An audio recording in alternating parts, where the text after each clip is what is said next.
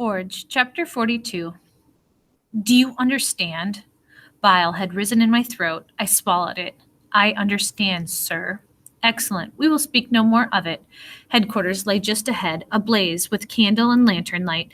Bellingham dismounted at the bottom of the path that led to the front door of a small stone house. He smoothed his breeches, then removed his gloves and handed them to me.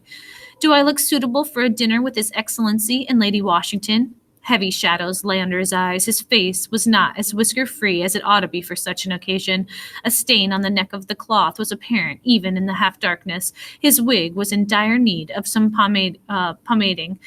If I may, sir, I should like to adjust there. A stain is visible. I pointed. Of course. I tugged at the fabric to loosen the silk cloth that was wrapped around his neck.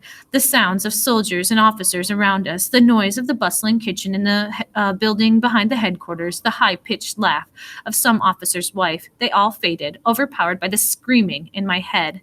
My fingers, my hands so close to the cord around his neck that held the key to the iron collar, the cord that deserved to be tightened like a noose.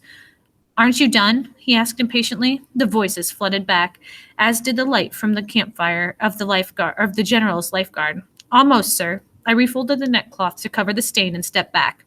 Better? He asked.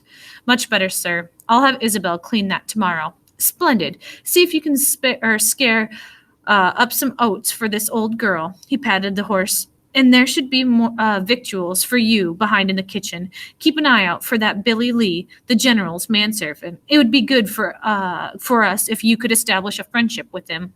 I shall do my best, sir. I waited until he disappeared through the door, then I led the horse to the barn and found a handful of oats from a bucket and water for her. The servant offered me a mug of hot toddy. I drank it down and declined his offer of a game of cards and stared into the dark.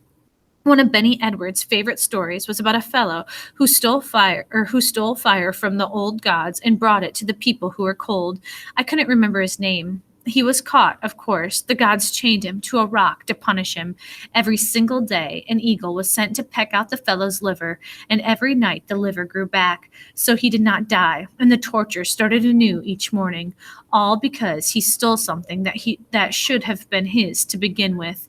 When Benny finished the story, Civilness said if it had been him, he would have bashed his own head into a rock until he was dead. Aaron Barry said he would have grabbed the eagle and eaten it, and the rest of the fellows were just quiet, including me, because I did not know what I would have done if somebody shackled me to a mountain and sent an eagle to eat out my insides day after day after day.